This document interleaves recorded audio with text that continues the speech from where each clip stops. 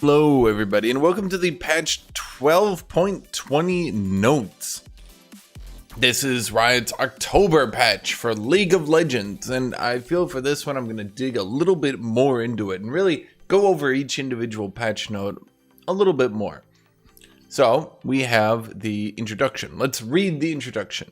It's time for the spookiest patch of the year. Well, it is spooky because it's nerfing 3 top laners. Ooh. We have a few treats in patch 12.20, so let's dig in. Okay, in all honesty, this patch isn't all treats. It looks like a few nerfs snuck into our bag of goodies. We're bringing down the power levels of a few overperforming champs like Maokai and Aatrox to make them a bit less terrifying. On the bright side, we do have some enchanting buffs for champions like Evelynn and Gwen. 'Tis their season after all. Lastly, we have a new batch of goodies, bewitching skins that'll scare your socks off. There's like 5.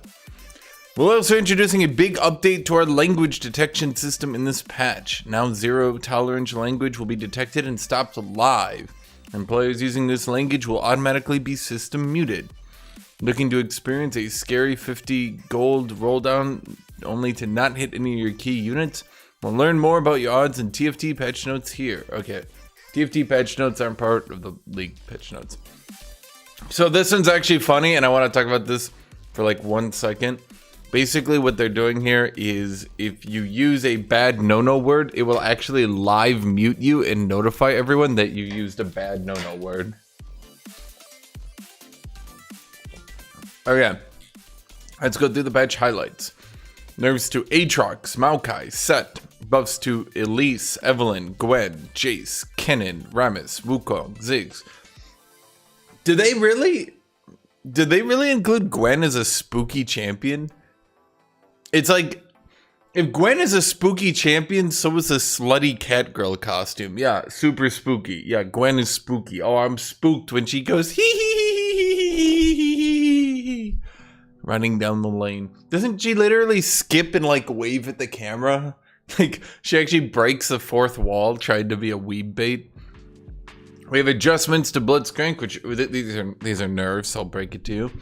System adjustments, these are also nerfs to Demonic Embrace, Frozen Heart, Giga buff to Mortal Reminder that they actually snuck through a huge buff and kind of did it last second. Another buff to Steric's Gauge, pretty large buff, and a decent nerf to Lethal Tempo. Not a huge nerf, but a decent one. Okay, first up we have champions, Aatrox.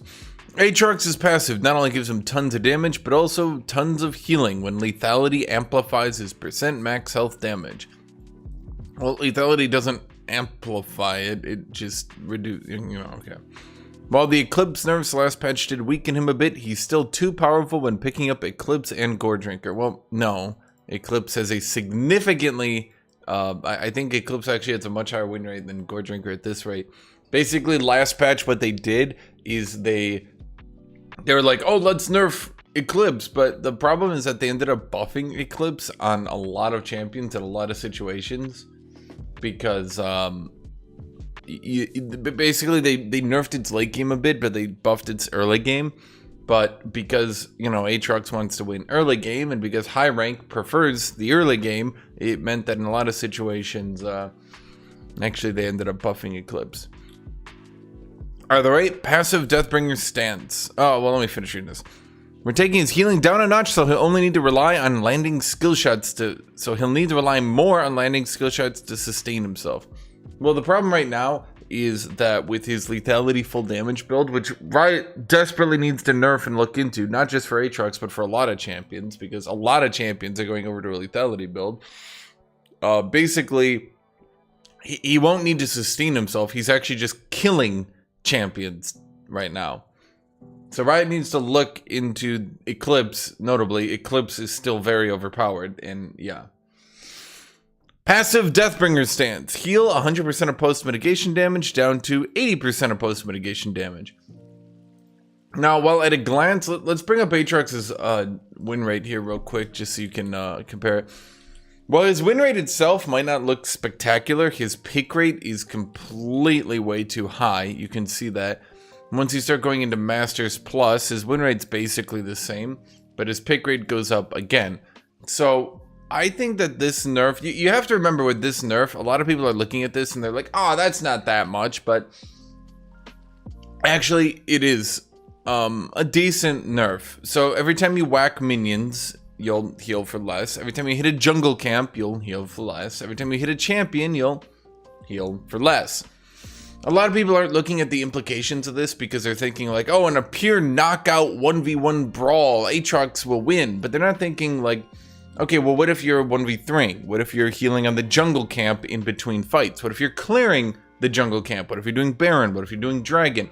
What if you're sustaining in the laning phase? My personal opinion is that after seeing... A long time ago, they nerfed his passive on minions from 100% of healing to 25% of healing. Now that they're nerfing all healing back 80 to 80%, so all healing's being nerfed 20%. I kind of understand the implications of his passive nerf. A lot of people don't really put together that it's not always about the pure knockout out 1v1 death brawl. It's often about the entire game. You know, throughout an entire game, what's going to happen here. And I think... I'm willing to be wrong here, but my guesstimation, my thought here is that this nerf will be worth about a 1% win rate. Now, I don't think his win rate will actually go down, because I think what's going to happen is his pick rate will go down. And remember, the lower your pick rate, generally speaking, the lower your win rate, because what happens is people who don't main the champion, people who don't know the champion, stop playing the champion. And when those people who don't know the champion stop playing the champion, the win rate tends to go up. So what'll happen is his win rate will go down, but the pick rate will go down, equalizing out to the win rate. So I think he'll still obviously be a top 5 champion with the same win rate, but I think his pick rate will go down a decent chunk. Alternatively, people think that this nerf doesn't mean anything, in which case his win rate will go down, but his pick rate won't really be adjusted. So that's yeah, I don't think this is going to be a colossal nerf. They clearly don't want to kill the champion. They just want him to be a little bit less so. I wish they would just nerf Eclipse, because if you actually look at the stats, which I can show you right here, the divide between Gore Drinker and Eclipse is actually growing. Well, okay, maybe not there, but yeah, you can see the pick rate difference between these items just continues to increase, while if we looking at Masters Plus items can be really confusing. But the pick rate, you can see we got hundreds of thousands of games here, and we can see the pick rate continues to increase, and yet the win rate also seems to favor Eclipse slightly still. So I don't really think Gore Drinker is overpowered, and definitely not on Aatrox, and they're basically nerfing everything on Aatrox because Eclipse is overpowered. Riot needs to look into lethality items and sweeping nerf them. They can go back after that and buff lethality champions, I don't care. But we're seeing way too many champions that aren't supposed to be going lethality who are now going lethality. Okay, down in Akshan. Okay, they have Akshan being listed in the buffs, and I was like, oh shit, they're buffing Akshan? Oh god, no. Actually, they're not. Akshan is one of those champions who's a horrible, horrible lane bully, but he sort of falls off as the lane progresses due to reasons. You can go see a video I made on this if you want to know why. So the thing with Akshan is that they're not actually buffing him. They're just making his heroic swing duration from 3 seconds to infinite. That's it. Just to be clear, there's almost no location you can go on the normal map where you will swing for more than 3 seconds. 3 seconds, think about 1, 2, 3. There's like no location. What they're basically doing is allowing him to swing around a turret indefinitely. That's it. That's what they're doing. And they're listing this as a giant Akshan buff. Like, you can go, look here. No, actually, they don't even have Akshan listed under buffs. But they have him listed here. That's weird. So they know that they're not buffing Akshan, but they still have him listed here like this is some colossal change. Yeah, so he'll just swing around an inhibitor, or he'll swing around an inhibitor turret forever. That's it. That's this entire change. Okay. Fix some bugs that would cause Akshan to spin in place when using his E in certain locations. We're still hammering out all these locations, but this should be a noticeable improvement. I don't play Action. I don't know what that means. Sorry. Okay, Blitzcrank was giga overpowered. How overpowered? Giga super googer giga overpowered. It might not feel like it, and you might not have noticed it. I certainly didn't, because I'm used to dying to Blitzcrank. But certainly bot laners probably noticed Blitzcrank was like horribly overpowered in the support role. Now, I've mentioned this in the past.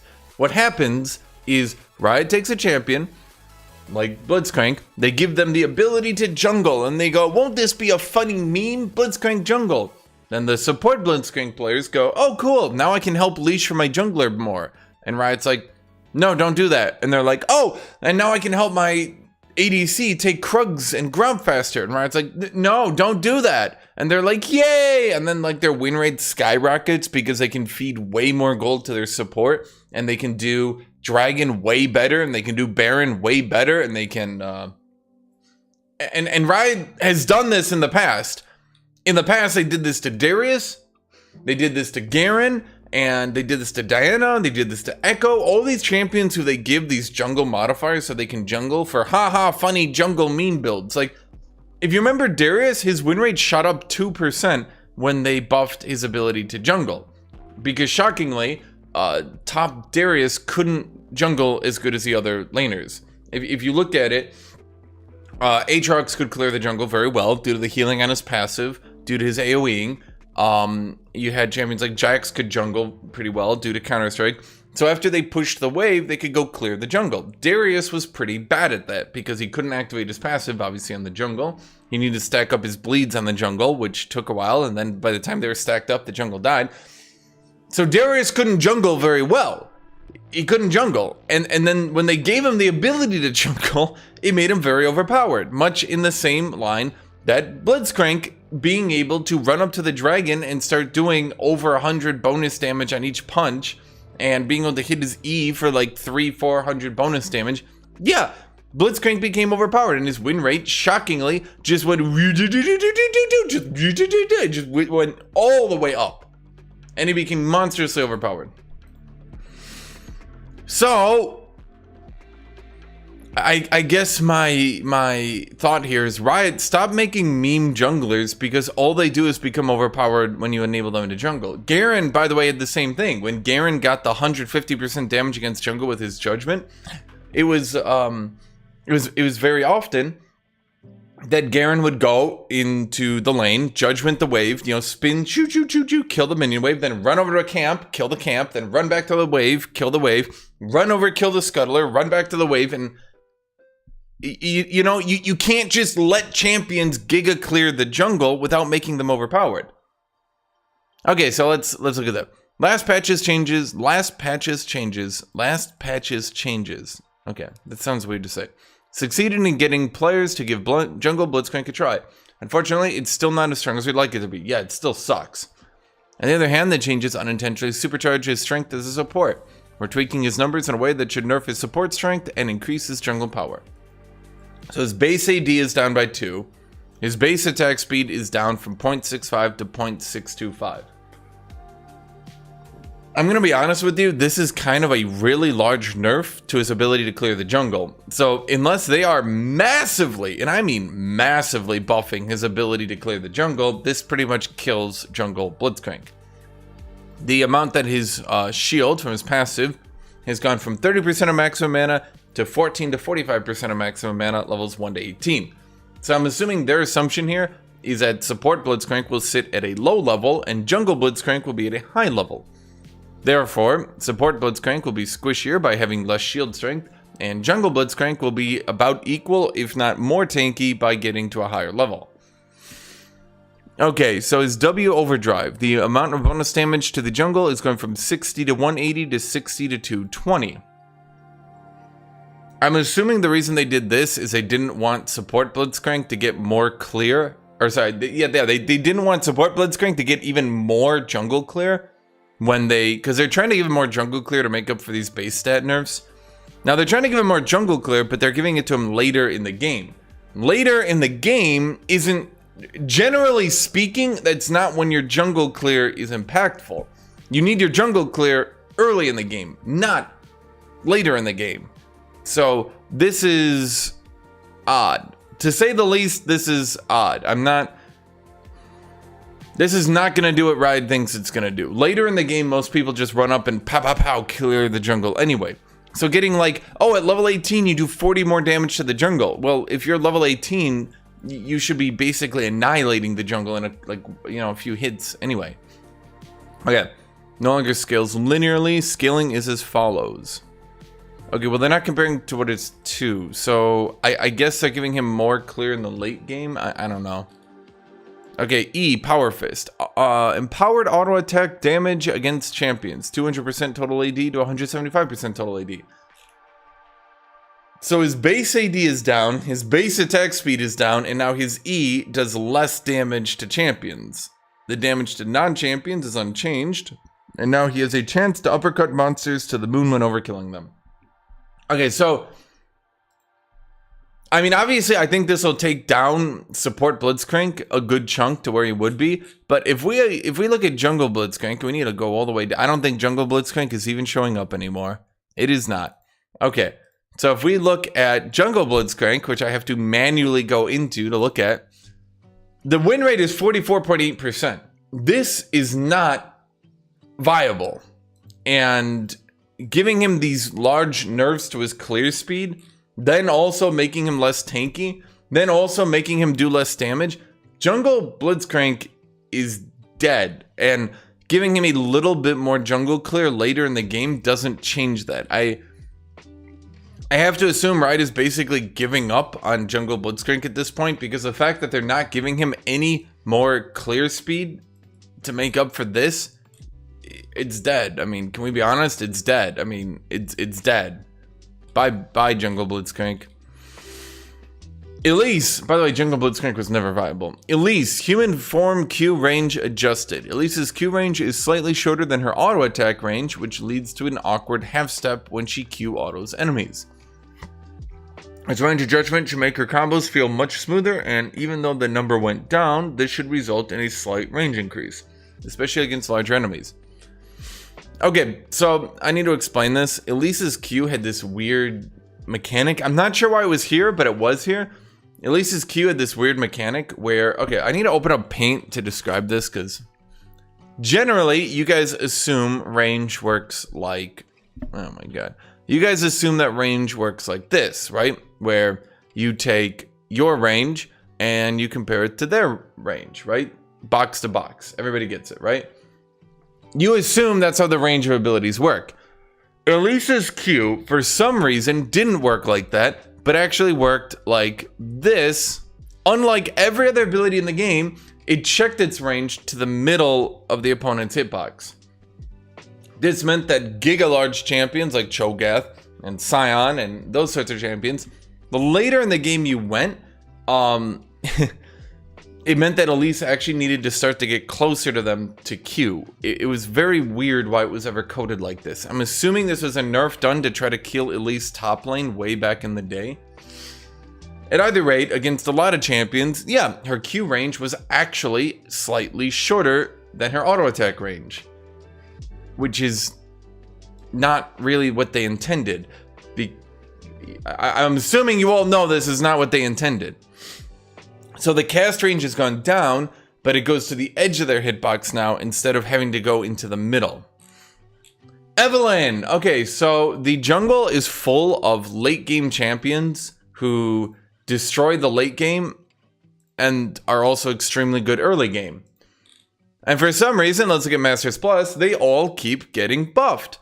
We buffed Graves, we buffed Hecarim, we buffed Viego, we buffed Echo, we buffed Bel'Veth, we buffed Kindred, we buffed, well, but then we nerfed Kayn, we buffed Diana. Holy shit. How many actually early game junglers are even being picked anymore? Lee Sin, Nidalee. That's it. So, because Riot has gone through and buffed every scaling jungler in the game to where the jungle is dominated by them and they're all overpowered, Riot had said, well guys, it seems we've gone too far. The jungle is full of all these late game champions who use the jungle to hide their weak levels 1, 2, 3, 4. So what we're going to do is we're going to start nerfing them back down so the jungle isn't overpowered early, mid, and late game anymore. We don't want late game champions jungling, and no, actually, that's not what they said at all. They said, man, it's so cool when late game junglers dominate the entire game. They can gank spam everyone early game, then scale into late game hyper carries. So they keep buffing them. And then, oh no, now Evelynn, who was previously top tier and then got buffed, but then we power creeped her again. So now we need a buffer again. Oh, yeah, okay. So Riot is being a big dumbass. They're being stupid as hell right here. No, you don't buff every scaling jungler because you buffed every scaling jungler. At this point, what you do as a company is you start nerfing. Okay? That's your solution. You start nerfing. Okay, the first patch, you nerf Graves, you nerf Hecarim, you nerf Viego. The next patch, you nerf Echo, you nerf Bel'Veth, you nerf Kindred, okay? The next patch, you nerf Kayn, probably just Kayn at that point. You need to be lowering the power of the jungle, not just leapfrogging. No, now we made Evelynn overpowered. So now what? People aren't going to play a different jungler? Okay, so then what? You need to buff that jungler? We're already seeing that when you guys decided for some dumbass reason to buff Echo. Oh, great. Now Echo's overpowered and dominating games, and he's getting real annoying. You don't have any bans left for the jungle. Nobody can ban a jungler because, like, who are you going to ban? Hecarim or Graves or Bel'Veth? I mean, look at these ban percents, dude. If you actually look at the ban percents, I think junglers are eating, like, on average, 3 of your bans. I think, like, right now, 3 junglers are being banned per game. That's not what's supposed to be happening, right? That's not what's supposed to be happening. Evelynn's been feeling invisible compared to her fellow AP assassins. Yes, because they keep getting buffed. Nerf them instead of buffing her. So giving her some more burst power in her counterplay, in her higher counterplay abilities, so she can take her enemy's breath away permanently, or at least until they respawn. Evelynn is counterplay? Dude, Evelynn misses her one skill shot and then one-shots you from full into an invulnerability while stunning you for the entire thing. There's counterplay? Sure there is. Sure, yeah, no, Charm definitely is counterplay. Wink! Yeah, Hate Spike definitely is counterplay. Wink! So Hate Spike's getting 5 more flat damage, so Evelynn's combo's getting 15 more damage, because, okay. Then her Allure is getting its duration increased from 1 to 2 seconds stun. It's 1.25 to 2.5 seconds stun. I mean, what happens after this? It's not like she's gonna get nerfed. It's not like you can ban her. Like, seriously, look at the ban percent. Like, look at the ban percent on jungle, and then start comparing that to, like, your average top laner. You got, like, 2 top laners. I'll be lenient. 3 who are getting banned. Then you look at the jungle, like 25.8%, 36.1%, 32.1%, 15.4%, 17.3%, 20%. Holy shit, Riot. Everyone needs to ban junglers. Is that the end goal? Is the end goal of all these jungle buffs that all 5 bans go to jungles? Each team needs to somehow ban 5 different jungles, so then you have 10 junglers banned, and then everyone just goes for the next 2 overpowered jungles? Okay, Gwen is getting buffed. Gwen hasn't been scary in quite a while. Okay, I don't understand. Is Riot memeing that Gwen is like a Halloween champion? Because she's not. Is Riot pretending that Gwen is a Halloween champion? Guys, Gwen is one of the most kawaii, like, ugu fucking weeb shit champions ever. People make fun of Seraphine, but holy shit, dude. Gwen was, like, literally designed from the ground up to be waifu bait. It's like they literally they were like, okay, guys, we're gonna make a champion that sells body pillows, that people make fan art of, that people go, I love her, she's my waifu. We want that, right? Like, and it was like she was, okay. As she currently needs to get into late game to start gaining an edge on her opponents.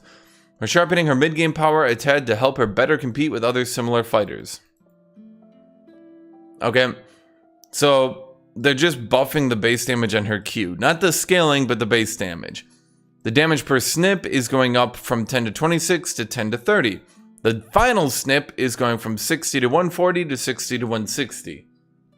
Once again, Anytime Ride buffs Gwen, she seems to just become overpowered. These are very, very insignificant buffs, and yet I still think somehow she's gonna end up overpowered because she always does. That happens every time. Anytime Gwen gets touched, she's like a very delicate vase. It's like you just poke her and she falls off, breaks into a million pieces, and becomes a broken champion.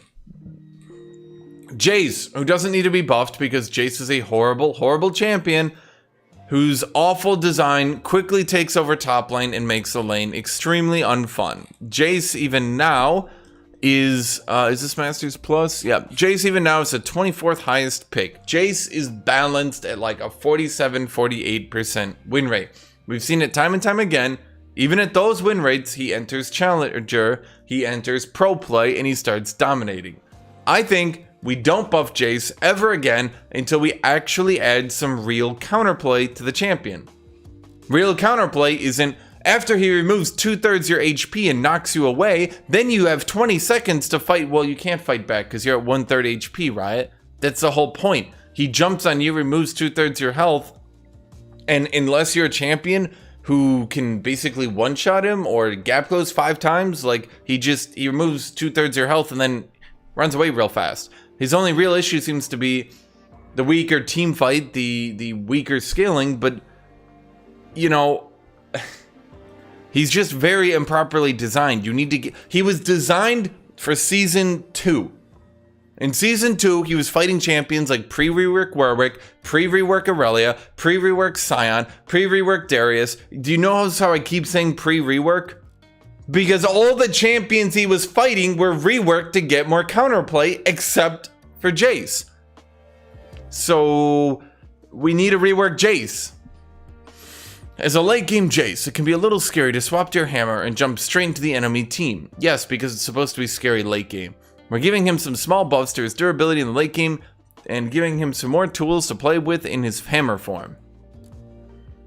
So the amount of mana he restores with his W is going up by 4 flat, from 6 to 10. Then, in his transformation into hammer, he gets 7.5% of his AD as bonus resists. Okay, so the problem here is this buff actually is extremely significant. The only thing holding Jace back from spamming every ability on you on cooldown is the fact that he'll go because once again, he doesn't actually have any counterplay. He has no counterplay. So his only counterplay is mana. That's it. If he runs out of mana, then he can't spam his abilities. Everybody get that? So if he's going from restoring 6 to 10 mana per hit early in the game, what happens is he jumps on top of you, beats the shit out of you, removes 2/3 your health, and then what do? Well, you can't fight back against him, so, I mean, it's not like his cooldowns are massive, so he backs off for a little bit, then he starts melee autoing the wave to get his mana back. Most champions can't actually do much about this, because they can't one-shot him, and if they attack him, he's just gonna, you know, go and use both his Qs again and finish you off. So by giving him more mana restore, that means that he'll be able to engage more often, spam his ranged Q more often, use his abilities more often, use more abilities more often. This is actually a pretty significant buff. As for his R, I don't think this one's very significant. It looks scary on paper and it's totally unnecessary, and it will give him more win rate, but it's not as scary as people are thinking. Into the hyper late game, this is going to be worth 15 armor and 15 MR. With 200 bonus AD, this would be 15 armor and 15 MR. So late game Jace is going from 35 armor and magic resist to 50. Is that a buff? Yes. Will that stop him, for the most part, to ever die to tanks late game? Yes. Tanks will probably not have the damage to chew through that little bit more armor and MR. Everyone else will probably still be able to kill him. I'll be honest. I don't think 15 armor and MR, I don't think like a cloth armor is the difference between dying very, very fast and then not dying very, very fast. So, yeah, I don't think that this is going to do that much. I think the early game mana buffs, I'm not sure why. Like if they wanted him to restore more mana in the late game, then it should be 6 to 20, not 10 to 20, because all they did was giga buff his early game mana restore, and then they gave him like a light late game buff. Like this one, it's scary, and I don't like it, but it's not that big a deal. This one is a big deal. Okay, so Kennen, this is another meme buff that doesn't really do anything. Ninjas don't have limits, and neither should Kennen. Shadow Shuriken Jutsu.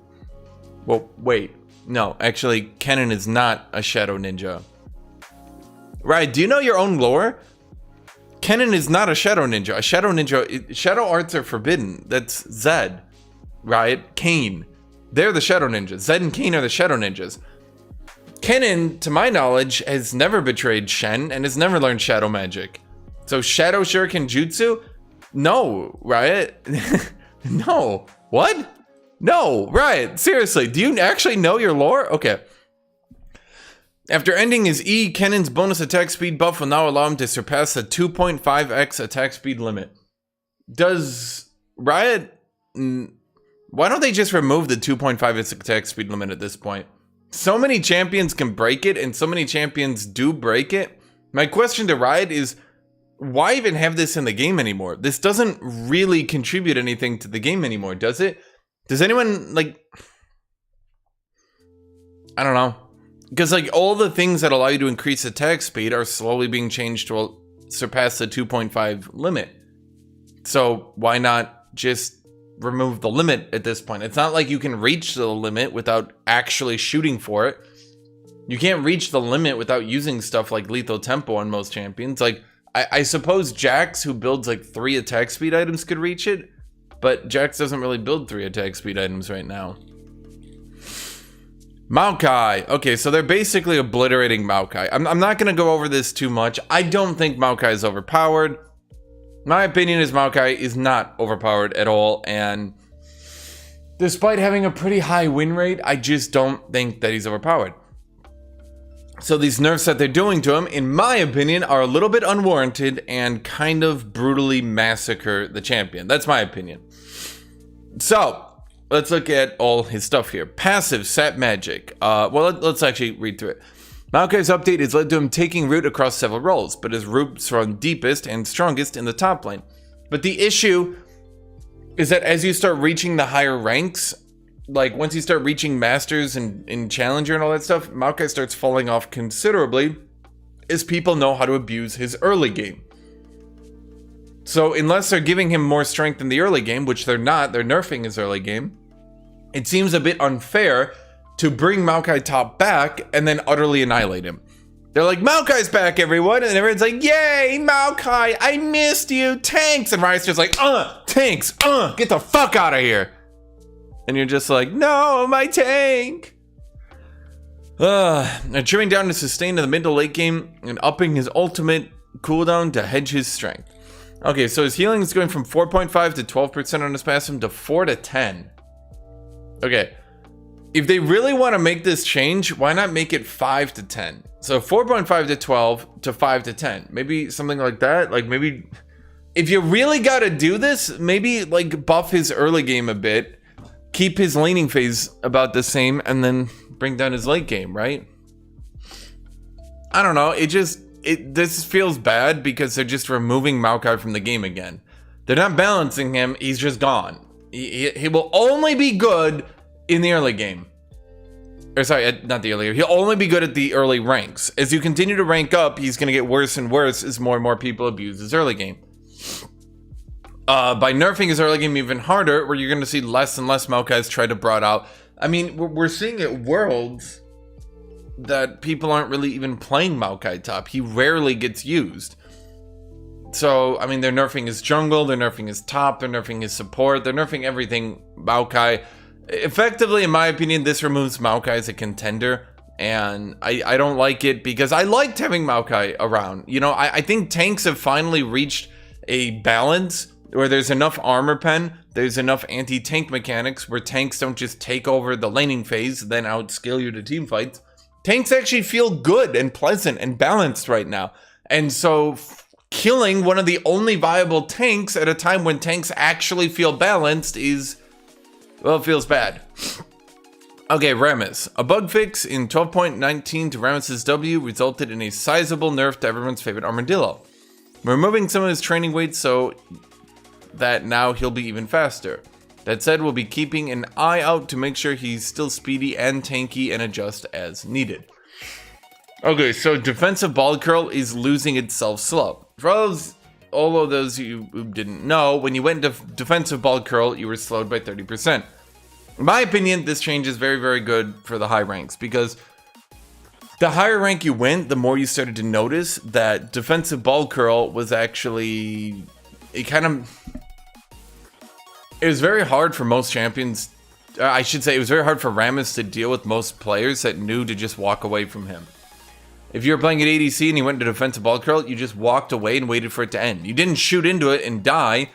You just kind of walked away from him. And because he was slowed, he couldn't do anything about it. So he could taunt and try to kill you in the taunt, but if he didn't, he had to literally, like, he had to turn off defensive ball curl to try to attack people because they just walk away from him. Removing this is a significant buff, potentially way too much. I mean, let me look at it. Let me look at platinum just to get a perspective here. Yeah, 48.42%. This might be too much, but we'll see. It's definitely a significant buff, at any rate, removing the slow.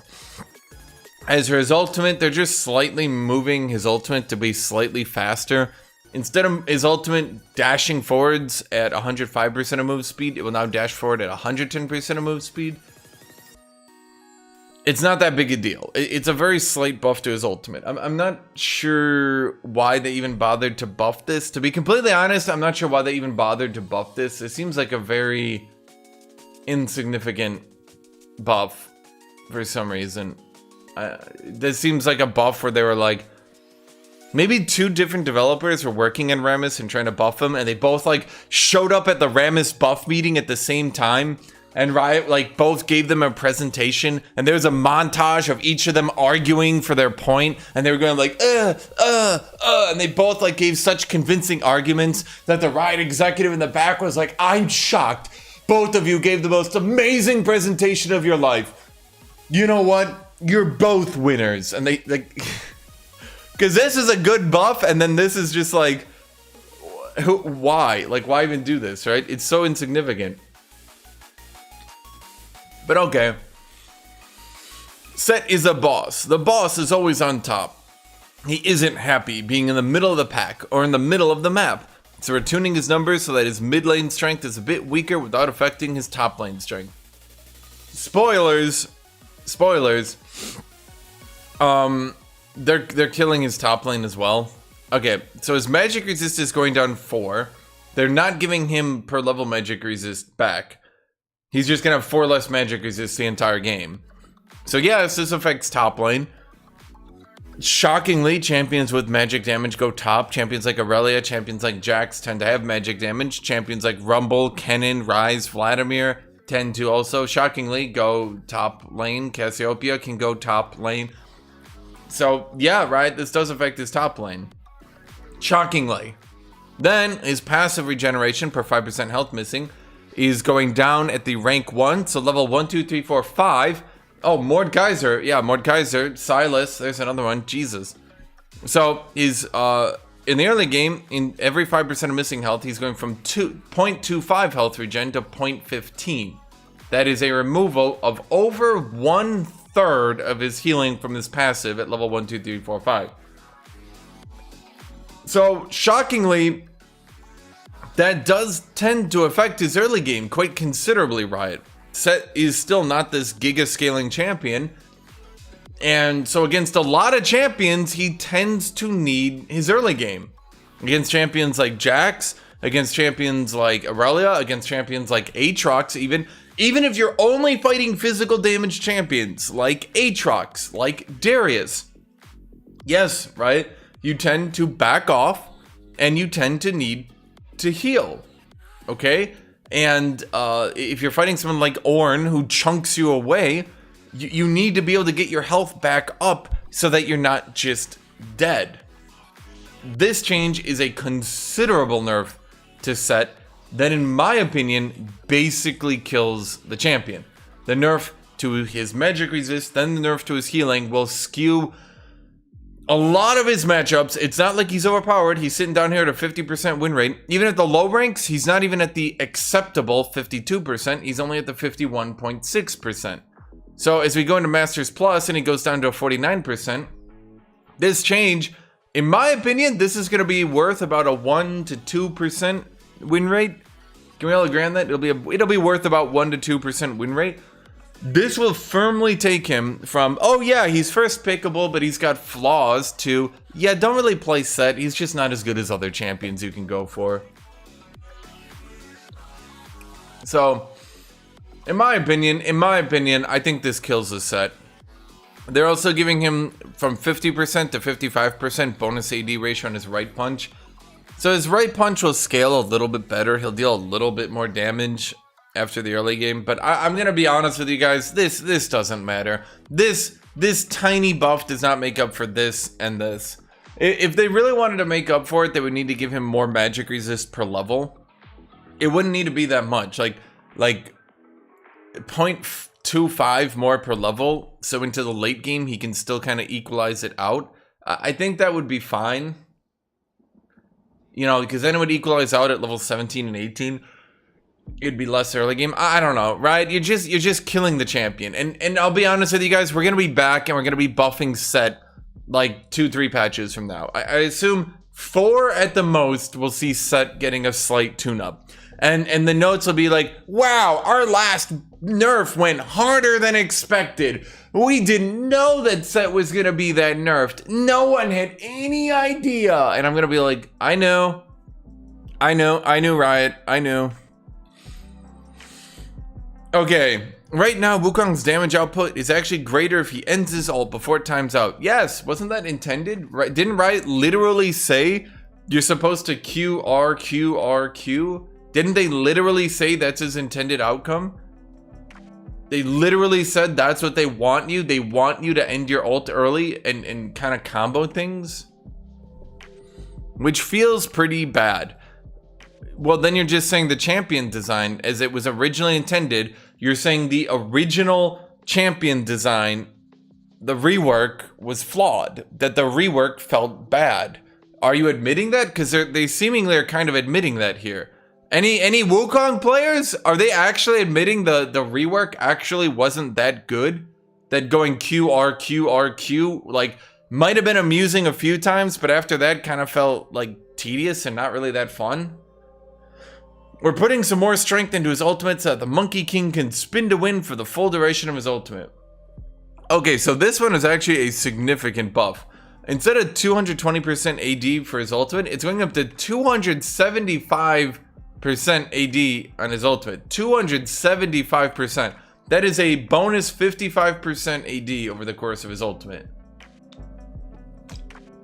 Now, I understand that Wukong is a little bit underpowered right now, but I really don't want Wukong to go back to QRQRQ and he kills every champion in the game from full HP. That was kind of why they nerfed his attack speed and all that, to stop him from going QRQRQ. Because he has 2 gap closers, and one of them is a stealth. And it's kind of unfun to deal with QRQRQ. Oh, I'm playing Mord QRQRQ. Oh, I'm playing Darius QRQRQ. It's not fun, right? It's really lame, and it makes low mobility champions who can't possibly get the drop on him very unfun to play against him. I think that maybe you could look at giving him more magic resist back. Maybe you could look at some other things. I don't know, but okay. Sure. Ziggs. Okay, Ziggs is... Okay, can I actually compare Ziggs to Syndra for a second? Because I feel like some of y'all don't really understand just how absurd the Ziggs base damage is becoming. If you guys go look at Syndra, Syndra's Q has 70 to 210 base damage. 70 to 210, okay? Everybody get that? Ziggs' Q is now going to be 95 to 295, putting him at 25 more damage at rank 1 and 85 more damage at rank 5, but with a lower AP ratio. Riot is so determined that Ziggs should be a bot laner who doesn't scale that well. They are giving him some of the most absurd, highest base damage mage damage I've ever seen. He nearly has 300 damage on a spammable ability. Riot, is there no other way you could think of to balance Ziggs? It's like everyone shows up at the meeting. How should we build Ziggs, guys? Buff his Q damage. Great. First suggestion, that's what we're gonna go with. No other suggestion works. That's the one. It's just like the same dude in the room. It's like for the last 5 years, every time they're, how should we buff Ziggs? It's the same dude, but he's wearing like different disguises.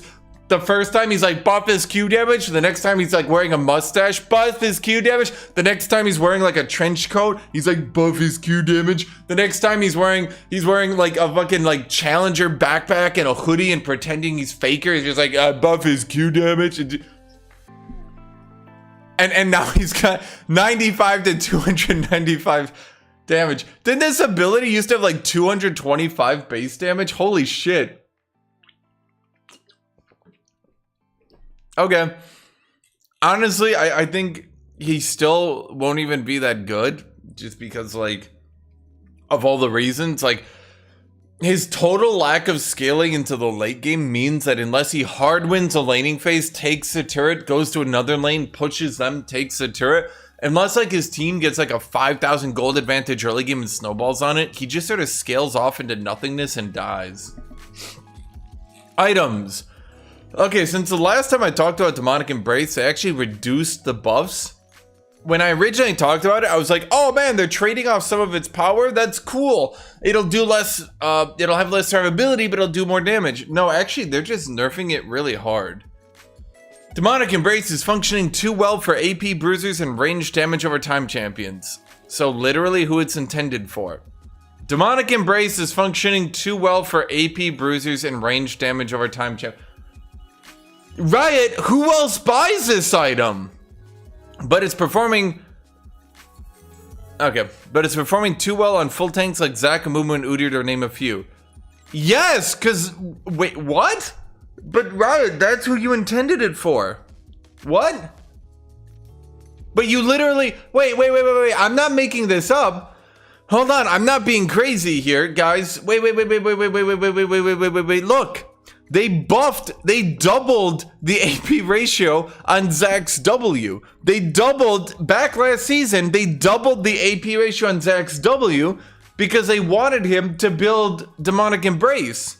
They literally were like, we want Zac to be more of like a mage tank carry AoE machine. And everyone's like, wow, that sounds like it could be overpowered. And Riot's like, shut the fuck up. And then a year later, Riot is like, oh man, it's too good on Zac. And everyone's like, yeah? And Riot's like, we're gonna have to nerf the item for everyone now. And everyone's like, why? Why? Oh, but no. Don't take my word for it. Okay, guys, don't just be like, oh, well, Riot, it was only one champion. I mean, surely Riot doesn't have a history of buffing the AP ratios on champions who build this item while building full tank, like, you know, last patch. Surely they didn't do this last patch, Riot. Surely last patch they didn't giga buff the AP ratios on another tank that would make this item too good. Surely they didn't forget they did this last patch. But sure, right? Sure, yeah. Suddenly and shockingly, it's performing too good on tanks. However could this have happened? You know, I have no idea. It came out of nowhere. No one has any clue, man. It just... How could anyone remember what they did 2 weeks ago? It's impossible. So, the health on the item is going down by 100, but the AP is only going up by 10. The AP was supposed to go up by 15. They've reduced it to only going up by 10. Then the ranged burn damage per tick is going from 1% to 0.8%. So this item is actually getting a hard nerf. 100 less AP, barely. You have to remember, 100 AP on this item is 2 AP. So it's only going up 8 AP to lose 100 HP. And then it's also getting nerfed on ranged champions. This item is getting nerfed quite considerably here. I don't think it kills it. Obviously, it doesn't kill the item. Everyone will still be building it. But certainly, any of the champions who are building this item and weren't overpowered are getting hit basically for zero reason. So champions like Mordekaiser's just sitting there just like, I like being perfectly balanced, that's me. And Riot's just like, fuck you.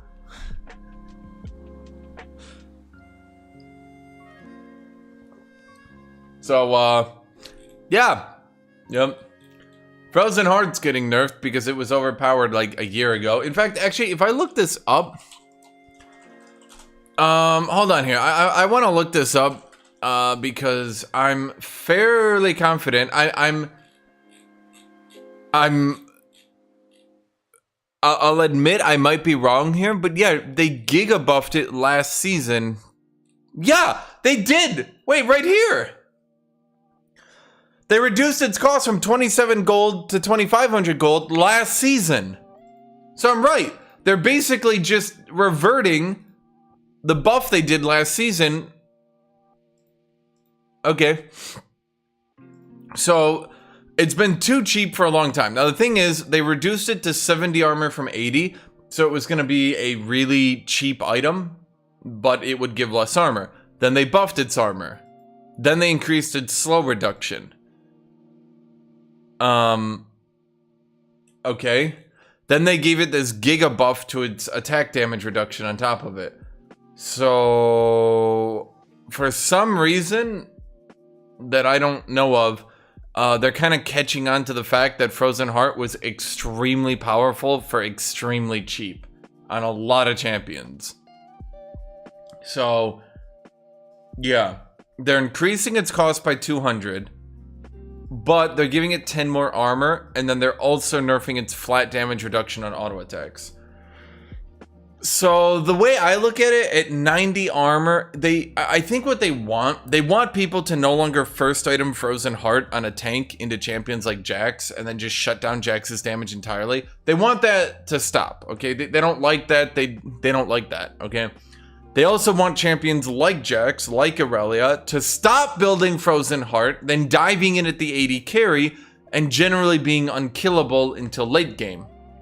Because flat damage reduction per auto, plus 80 armor, plus 20% attack speed slow, meant that until you reach late game DPS, no 80 carry could possibly kill the champion. It couldn't be done. You couldn't do it. It was impossible. It just impossible. So, we've seen champions like Jax going Frozen Heart, Divine Sunderer, then they just dive on top of the backline. They just dive on the backline and beat the shit out of them. And the marksman basically gets turned off for the purpose of the team fight, and it's pretty unfun for them. Pretty unfun for them, I'd say. Yeah. Pretty unfun. Okay, so Mortal Reminder, they snuck a really large buff. Originally, they said they were only going to reduce the amount of auto attacks needed to proc its healing debuff, because a lot of people said, wow, Mortal Reminder is a giga stat stick. It shouldn't be buffed on its stat sticking, because it's too good as a stat stick. And Riot is like, oh, we're not going to buff its stat sticking. We'll just make it a better Grievous Wound option. Wink! And everyone was like, okay, sure long as you don't make it a better stat stick. And Riot was like, we won't make it a better stat stick. Wink! And everyone was like, it worries me, Riot. It worries me that you keep winking. And Riot was like, wink! So what they did at the last second, they changed its buff. Instead of just making it a better healing debuff item, they're buffing its stat sticking. Its cost is going up by 100, and its attack speed is going down 5%, but it's gaining 10 damage. 10 damage is worth 350 gold. 5% attack speed is only worth like 130 gold, and this is 100, so they gave it like a 230 gold nerf for a 350 gold buff. That might not seem like a lot, but that's a lot. While we buffed Mortal Reminder to be a better Grievous Wound item, it still competes directly with Phantom Dancer in terms of stats for ADCs weighing their options.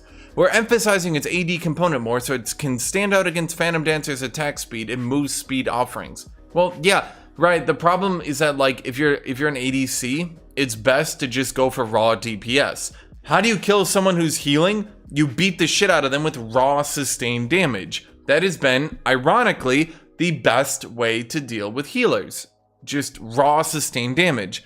The community is slowly coming around to the idea that maybe someone could build a healing debuff, but that someone should probably be a tank or the support. The damage characters shouldn't reduce their damage to go for a healing debuff, because what's going to kill Aatrox? A healing debuff or raw, overwhelming sustained damage that he cannot possibly heal through? Well, the raw sustained damage will actually be a bigger threat to him at the end of the day. The problem here, and I'll show you this real quick, is that several champions, and the notable example is Garen, use Mortal Reminder as a stat stick on their second buy. They don't care about the healing debuff. They don't care. They just use it as a very large stat stick. By buffing its ability to be a stat stick, much like Kempung Chainsword earlier on, you're not emphasizing the healing debuff option of the item. Instead, what you're doing is you're just making it a better stat stick. So, yeah. This is a bad buff. This basically just reads a buff to Garen. Garen's getting buffed. His best second item is getting buffed. Yone and Yasuo, who rush Mortal Reminder to get stats early on, they're getting buffed. I highly doubt this is going to be enough for AD carries to drop Phantom Dancer. I highly doubt that they're going to get it. I don't think anyone's going to get and drop Phantom Dancer. I don't think that's going to happen. Everyone's just going to go back. They're going to grab Phantom Dancer. Mortal Reminder will just continue to be a stat stick. So this reads Garen buff, Yasuo buff, Yone buff. Steric's Gauge. Sterix has fallen behind Death Dance as a preferable Juggernaut fighter item since champions aren't as worried about getting immediately burst down. No, that's not it, Riot. Actually, I have another idea for why Steric's Gauge fell out of favor. I have a conspiracy theory. This is going to take a while, okay? This is going to take a while to explain, okay? Okay. Whew.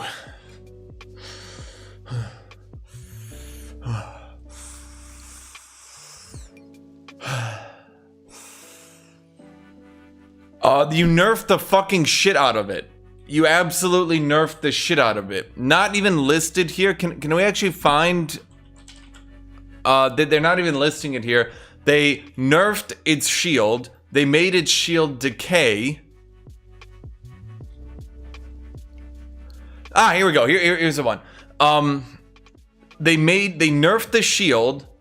They removed the healing on the shield. They made the shield decay. No healing. Worse shield. Decaying shield.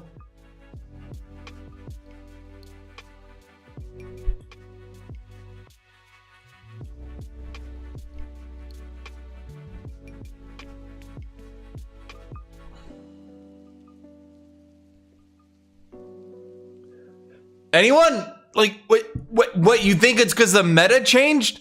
It's not because you think you giga nerfed the shit out of the item? What?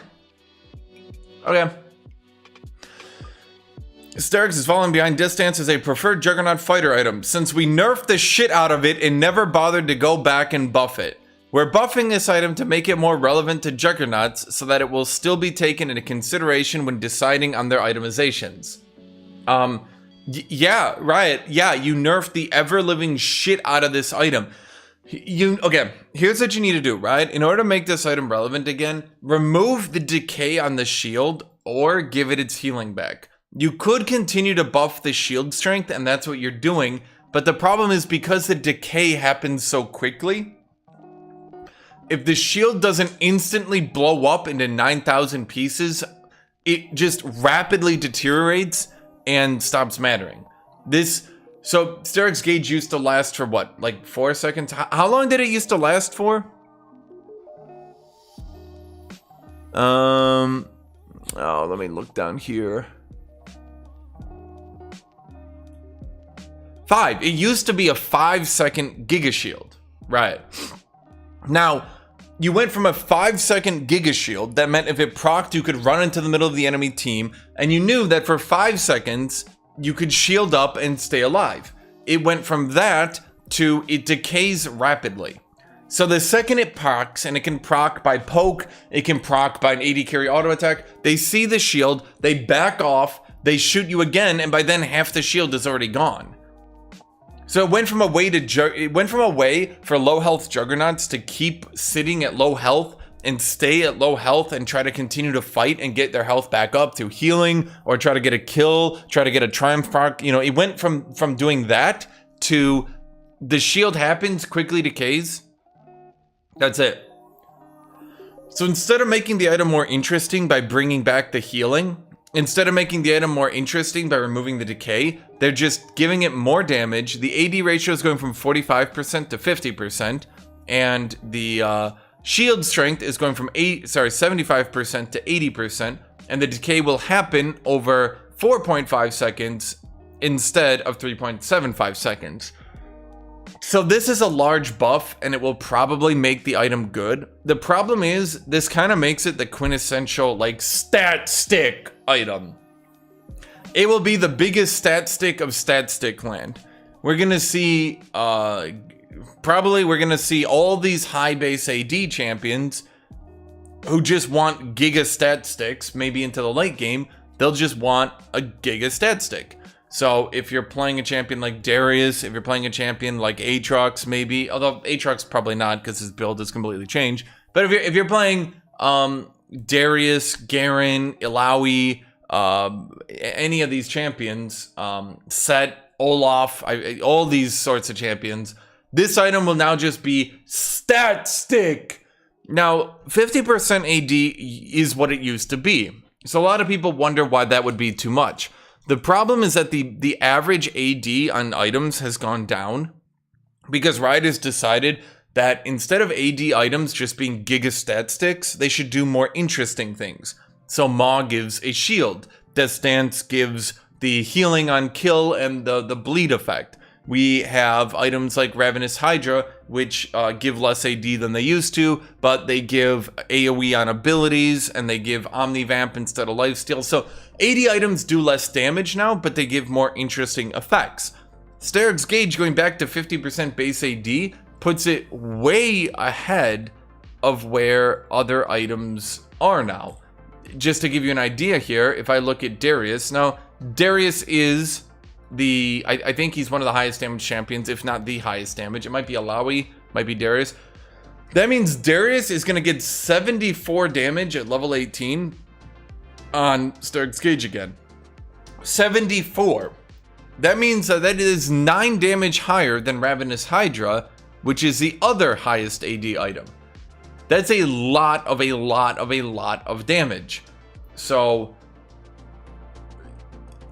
that's a little bit, in my opinion, that's a little bit out of line compared to where AD items are right now. Remember, the idea in the past was that Steric's Gauge will no longer be this giga stat stick, but it'll be more interesting. I think they should remove these buffs and bring back the healing and bring back the non-decaying shield.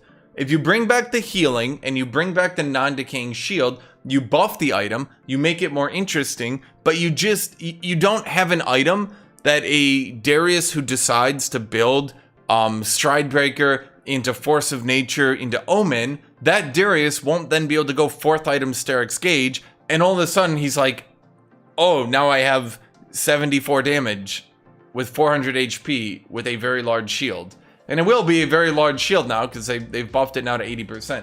That feels excessive, right? And I know that you guys are trying to push the idea of bruisers and juggernauts building tank items again, and you're trying to push Steric's Gauge because Steric's Gauge was like the linchpin that made tank items actually relevant on bruisers. The problem right now, full damage builds are way too good.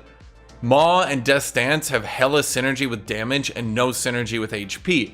Steric's Gauge is the only, well, Steric's Gauge and Titanic, but let's be honest, Titanic is not good right now, or Titanic has never really been that good, and I think they need to rework Titanic, but at either rate, for the most part, Steric's Gauge is the only health bruiser item.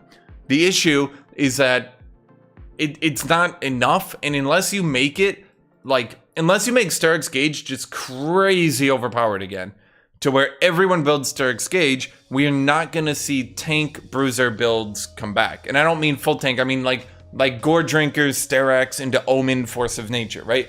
Like, we're not going to see bruisers start slotting in tank items again just because you buff Steric's Gauge. You might see Juggernaut slot in like a Force of Nature just because, you know, it's good, but until you rework Titanic to actually be a good item on the champions it's supposed to be good on, and not just be the funny Scion item, until you do that, we're not going to see this build come back.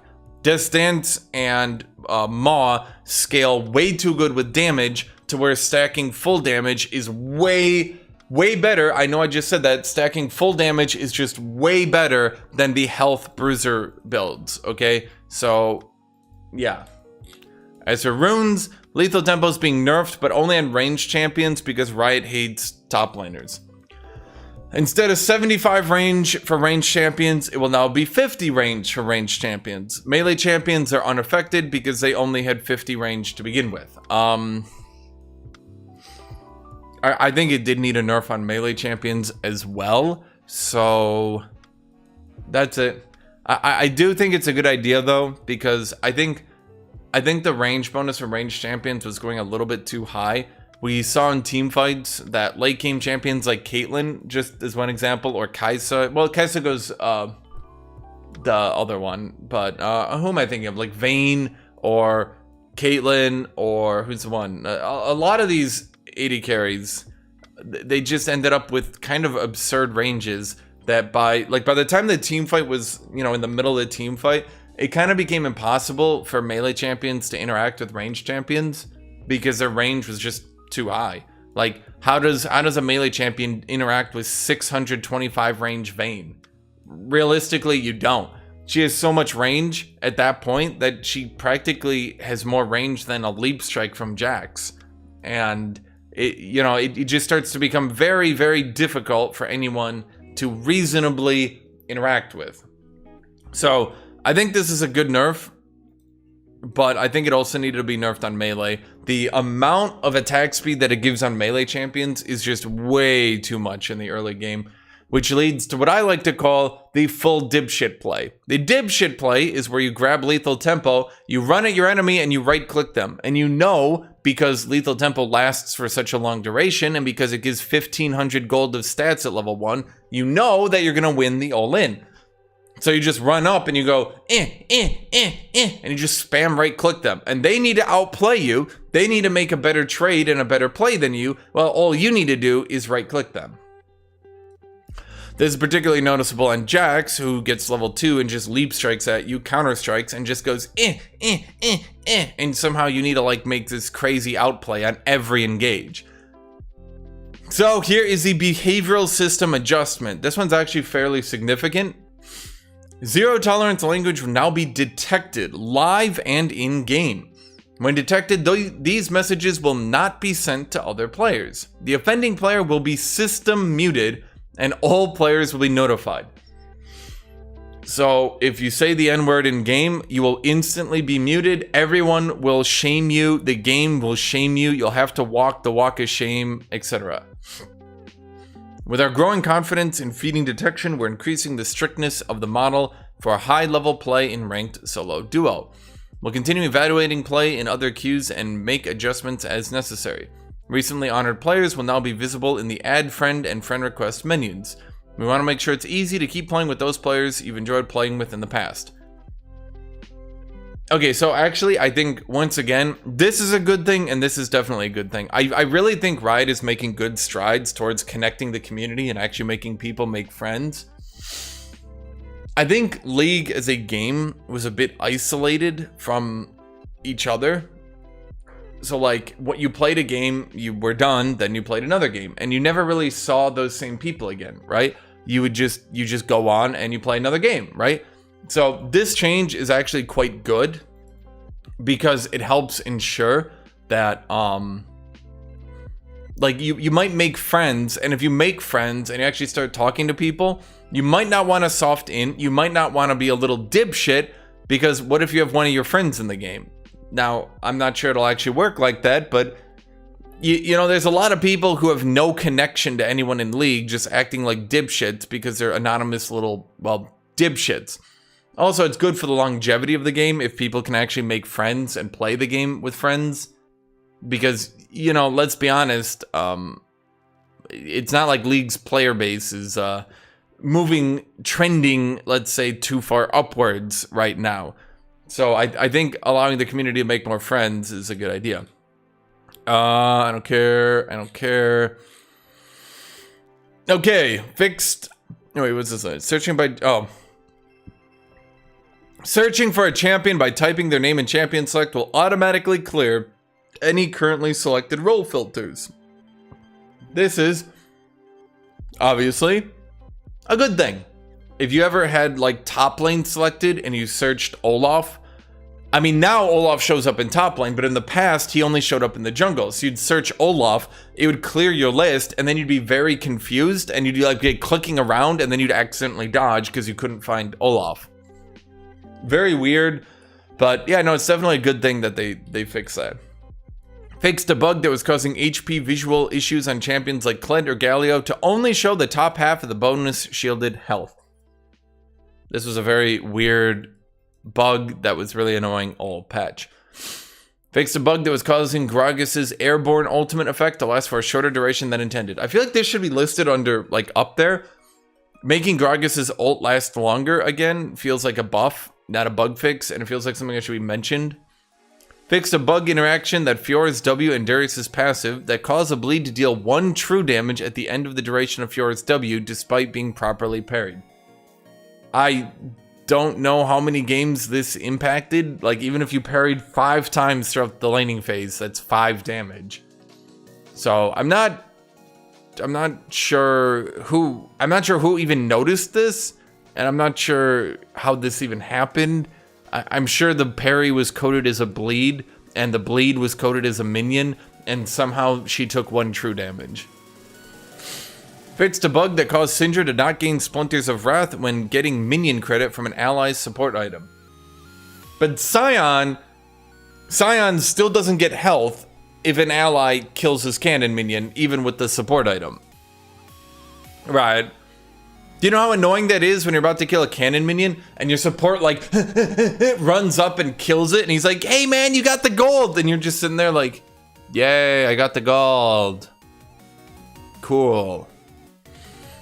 Fixed a bug that was causing Viego's empowered auto attacks to be audible from the Fog of War. This is actually a significant buff to Viego and probably should have been mentioned above. You could always hear Viego doing objectives and you could hear what camp he was on. I tried not to do it, but yeah, if anyone was unscrupulous, you could literally track Viego the whole time. Fixed a bug that was causing players to not receive the Wave Goodbye challenge after killing 20 minions within 3 seconds. I don't care. Fixed a bug that was... Okay, are any of these impactful? No, these seem to... Okay. On to the skins! Let's close my camera so you guys can see these skins more clearly. Okay, skins. Bewitching Batnivia and Bewitching Senna.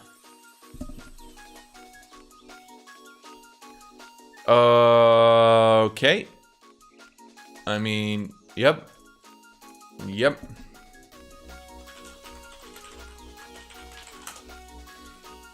Yep. Not sure what to say here.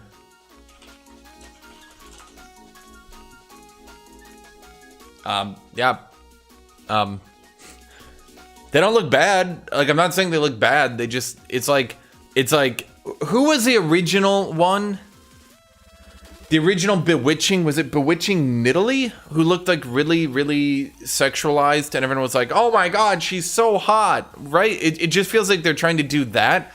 It feels like Senna in universe is just copying them and being like, look, I'm hot too. And you're like, eh. Morgana, that's it, Bewitching Morgana. Yeah, and Bewitching Morgana looked hot as shit. Holy shit, she looked like the best skin ever. And it just feels like they're trying to copy that again, but for Senna. Yeah, I mean, they basically are. I mean, I'm gonna just pull it up here. I hope there's no porn, because Bewitching Morgana might bring up, well, you know. But yeah, it looks like, they don't like the cleavage, the midriff. It's the same top and the same look, the same hat, but now on Senna. It looks like they're literally just trying to copy it to Senna. Okay. Bewitching Cassiopeia. It's like the same look, but are they just taking the same outfit onto different champions now? I don't know, man. Bewitching LeBlanc. It's the same outfit, but on different champions. I'm not crazy. I guess this one has a skirt, a mini skirt. Didn't LeBlanc just get a skin? No, that was Syndra. Okay, so are we really just doing this now? We're just trying different skins? Which are like the same outfit? Okay. Okay. Bewitching Nico. I mean, Nico seems to have at least a different take with like the pumpkin skin, I guess. None of these are wowing me. I'm gonna be dead honest to you. None of these are wowing me. I think of them, LeBlanc looks the prettiest, but LeBlanc is supposed to be a, you know, assassin. I don't think she's supposed to look like a high school girl trying to get laid at a costume party. So, yeah. Isn't LeBlanc like 4,000 years old? It'd be a bit weird if she showed up to a high school costume party trying to get laid. I'm just saying. Bewitching Bet Nivea. If you told me this was a bat, I wouldn't believe you. I would say, nope, that's just a colored Nivea. So, I'm not sure what to say about that one. Bewitching Cassiopeia.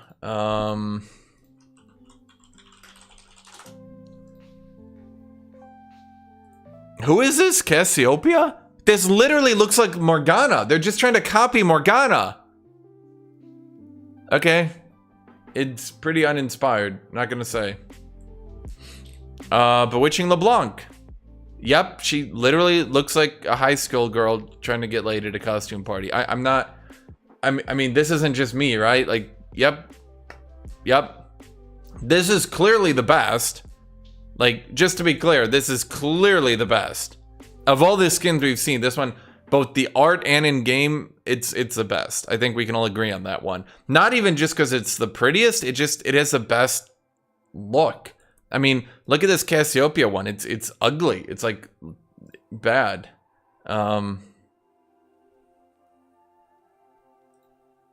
Yeah, I'm not really sure what's going on here. I'm gonna be dead honest. I'm not. This is kind of.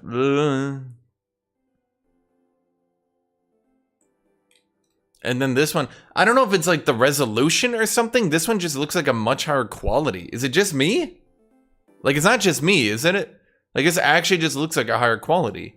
Bewitching Nico, it looks good. I would say this is probably the second best. The quality just looks higher, looks better. I don't know what to say. It's just, I feel like the quality is better, right?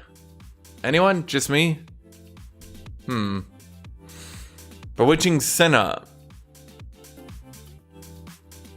Yep. Okay. It don't look right to me.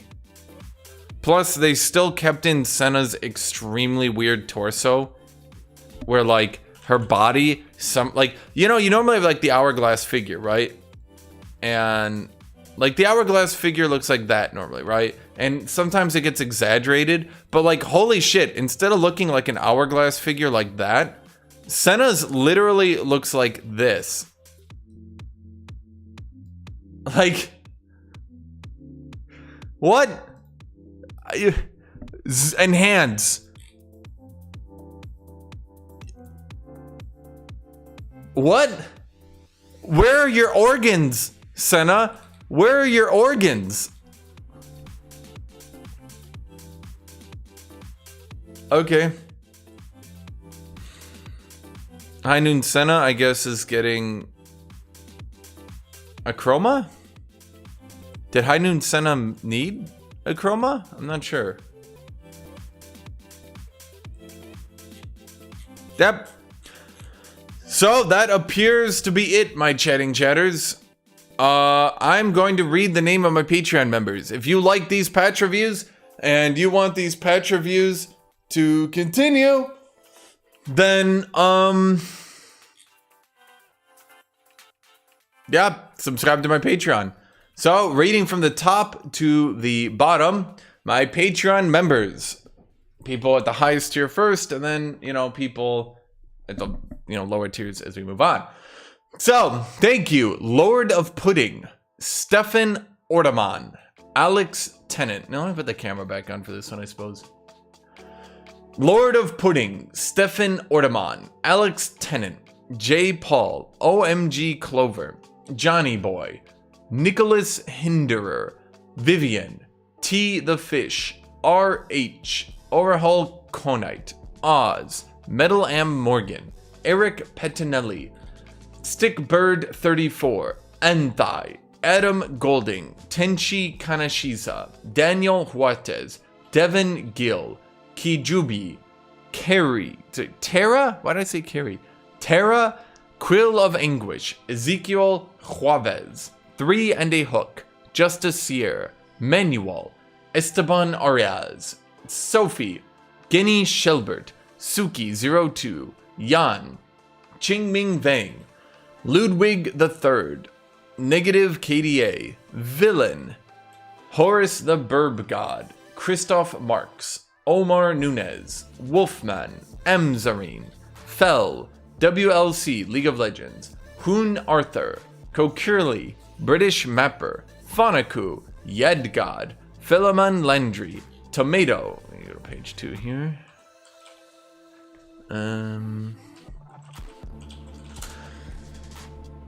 Uvo Plaja, Sophisticated Fart, Monica, Under, Dengda, Scorpion, Benji, Melis, Crash Pinhyo, Creador, Full Yuki, PKZ, Emiru, Ben, Daniel Fiala, Blazenrock, Kalfos Zeromar, and Destroy.